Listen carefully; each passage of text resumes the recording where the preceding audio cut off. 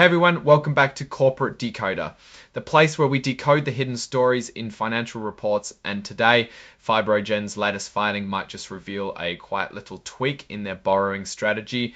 So what is this document all about? Well, this is a Form 8K which companies file to announce major events that shareholders should know about. Think of it as the company's way of giving us a heads up on important happenings as they occur.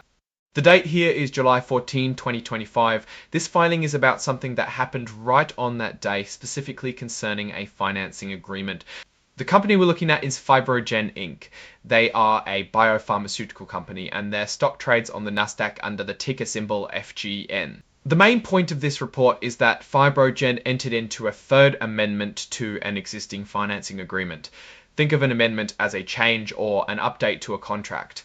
This is the third time they've made changes to this particular deal.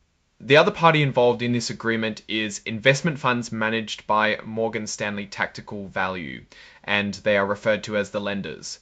Wilmington Trust National Association is acting as the administrative agent, basically the go-between for the lenders. Now, what exactly did this amendment change? It lowered the amount of cash the company needs to keep readily available in their US accounts. Specifically, the minimum required cash balance was reduced from $22.5 million down to $18.75 million down to $18.75 million.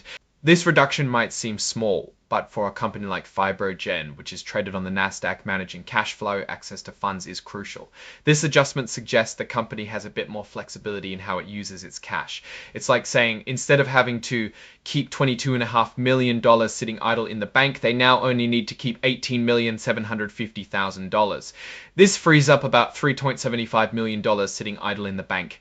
They now only need to keep $18,750,000. This frees up about $3.75 million in the bank. They now only need to keep $18,750,000. This frees up about $3.75 million sitting idle in the bank. They now only need to keep $18,750,000.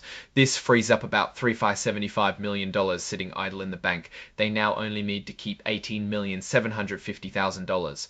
This frees up about $3.75 million sitting $5 million. This filing also lists the exhibits, which are the actual documents that make up the report. Exhibit 10.1 is the third amendment itself, and that's where you'd find all the legal details. Exhibit 104 is the interactive data file, a standard part of these filings. And as always, the report is signed by an authorized company representative, in this case John Alden, who is the general counsel.